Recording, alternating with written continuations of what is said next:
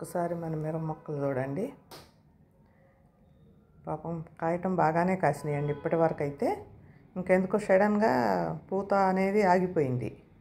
ఉన్న కాడికి ఇక అలా ఉండిపోయి పండిపోతున్నాయి అన్నమాట. ఇక ముదిరి ఇక కొత్త పూత అనేది అయితే స్టార్ట్ అవ్వట్లేదు. Hi, hello, welcome to my channel Telugu home gardening. ఈరోజు వీడియో ఏంటంటే, ఇదిగోండి ఇలా ఉన్న మొక్కలకి మనము ఏం ఫుడ్ ఇవ్వాలి, ఏ టైంలో ఏ ఫుడ్ ఇవ్వాలనేది ముఖ్యంగా మనం తెలుసుకోవాల్సిందండి అసలు. ఎందుకంటే రోగం ఉంటే ఒకటి మనం స్ప్రే చేసుకుంటాం పైన, కానీ ఇప్పుడు దీనికి రోగం అయితే ఏమీ లేదు.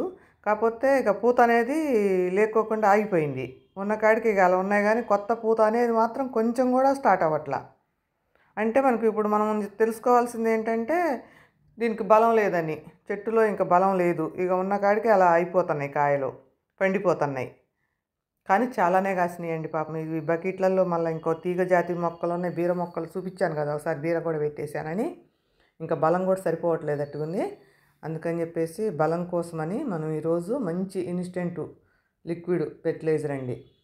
తొందరగా ఇట్లా అయిపోయి ఇక పూత ఆగిపోయినప్పుడు మనం కంపల్సరీ ఇన్స్టెంట్గానే ఇవ్వాలండి. ఎరువులు ఇస్తే ఏమవుతుందంటే ఎక్కువ టైం పట్టిద్ది తీసుకోవటానికి, ఈ లోపల మొక్క అనేది పూర్తిగా డ్యామేజ్ అవ్వచ్చు. అందుకని చెప్పేసి మనం కనుక లిక్విడ్లు ఒకరోజు ఇచ్చి ఊరుకోవటం కాదండి, కనీసం మళ్ళా పూత స్టార్ట్ అయ్యేంత వరకు మనం మంచి గట్టి బలమైన లిక్విడ్ ఇస్తే మళ్ళీ కొత్త పూత అనేది స్టార్ట్ అవుతుంది. పూత స్టార్ట్ అయిందంటే ఆటోమేటిక్గా పిందెలు స్టార్ట్ అవుతాయి. చాలా వరకు అసలు పూత అనేది అసలు చాలా చెట్లకి పూత అనేది ఆగిపోయిందండి. అసలు ఏదో లైట్గా ఉంది కానీ పూత అయితే లేదు. కాకపోతే బాగానే కాసినాయండి ఇప్పటివరకు. నాకైతే అసలు ఎప్పుడు మిరప చెట్లు అయితే ఇంతగా అసలు ఎప్పుడు కాయలేదు. ఈ సంవత్సరం బాగా కాసినాయి. ఎందుకంటే నేను ఇదే ఎరువు ఫస్ట్ పూత స్టార్ట్ అయినప్పుడు ఇదే ఎరువు ఇచ్చాను, ఇదే లిక్విడ్ ఇచ్చాను. అప్పుడైతే చూపించలేదు, ఎందుకంటే కొత్తగా ఉన్నప్పుడు కంపల్సరీ ఆటోమేటిక్గా ఫస్ట్ బలంగా ఉంటాయి కాబట్టి వస్తాయండి మంచిగానే. మనం అప్పుడు కూడా కొంచెం ఎక్కువ కేర్ చేస్తాం, ఫస్ట్ వస్తాయి, తర్వాత పడుతున్నాయి కదా అని చెప్పేసి మనం కొంచెం వదిలేస్తాం. వదిలేసేసరికి ఏమవుతుందంటే పూత మొత్తం ఆగిపోతుంది. బలమై బరువు అయిపోయి పడిపోయిందండి, కొమ్మాయి తిరిగింది. తాడు కట్టి అట్లా సపోర్ట్ పెట్టాను. చూడండి ఉన్న కాడికైతే బాగానే ఉన్నాయి, కాకపోతే కొత్తదైతే లేదు ఇక పూత. ఈరోజు మంచి లిక్విడ్ ఫెర్టిలైజర్ అయితే మన మొక్కలకి ఇచ్చుకుందామండి. అది ఏంటనేది ఇప్పుడు మీకు చూపిస్తాను. నేను ఇంతకుముందు ఇచ్చాను, మళ్ళీ సెకండ్ టైము.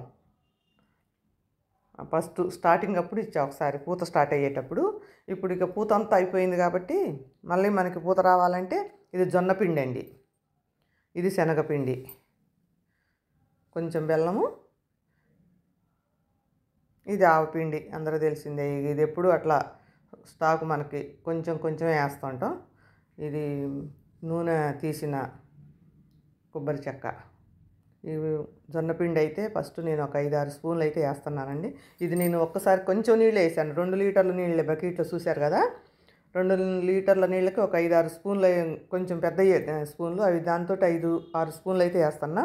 ఒక్కసారి అయితే వేయనండి నేను, ఇది పూత స్టార్ట్ అయ్యేంత వరకు వేద్దామని చెప్పేసి తక్కువ నీళ్ళల్లో కలిపాను అనమాట.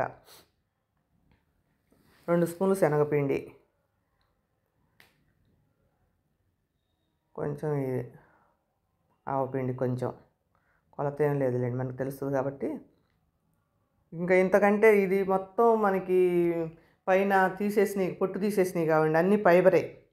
ఫైబర్ కంటెంట్ ఎక్కువ ఉంటుంది. బలం అనేది, బలానికి ఐరన్, అన్నీ ఇక అన్ని రకాలు. ఇంతకంటే బలమైన ఫుడ్ అయితే ఏం లేదు ప్రస్తుతానికి మొక్కలకి, ఇప్పుడు మన మిరప మొక్కలకి ఇవ్వడానికి. ఇంక ఎట్టాగు ఇవి అయితే ఇచ్చేస్తూనే ఉంటాం కదా, లిక్విడ్లు అయ్యి, వేరే లిక్విడ్లు, కిచెన్ వేస్ట్ అయ్యి, మరి రైస్ వాటరు, అవి ఇచ్చినా కూడా వీటి కంపల్సరీ ఇది ఇస్తే తొందరగా మనకి మళ్ళీ బలం సరిపోతుంది మొక్కకి, మళ్ళీ పూత అనేది స్టార్ట్ అవుతుంది. మిరప మొక్కలు తోటలో వాళ్ళు పండించడమే కష్టంగా ఉందండి అసలు. ఎన్ని కెమికల్స్ కడుతున్నారో చూస్తున్నాం కదా. ఇంక ఇది 5 రోజులు 6 రోజులు, దీనికి క్లాత్ ఏం పెట్టాల్సిన అవసరం లేదండి, ఎందుకంటే ఇప్పుడు చలికాలం కదా, బాగా చలి ఉంటుంది. అందుకని తొందరగా మనకి ఇది పులవటం కూడా, పర్మెంట్ అవ్వటం కూడా కొంచెం లేట్ అవుతుంది, పులిసినట్టు అవ్వదు. పర్మెంట్ అయిద్దిలే కానీ ఇట్లా పైన తెల్లగా చెక్కులా పులిస్తే బాగా చెక్కు వచ్చేసిద్ది.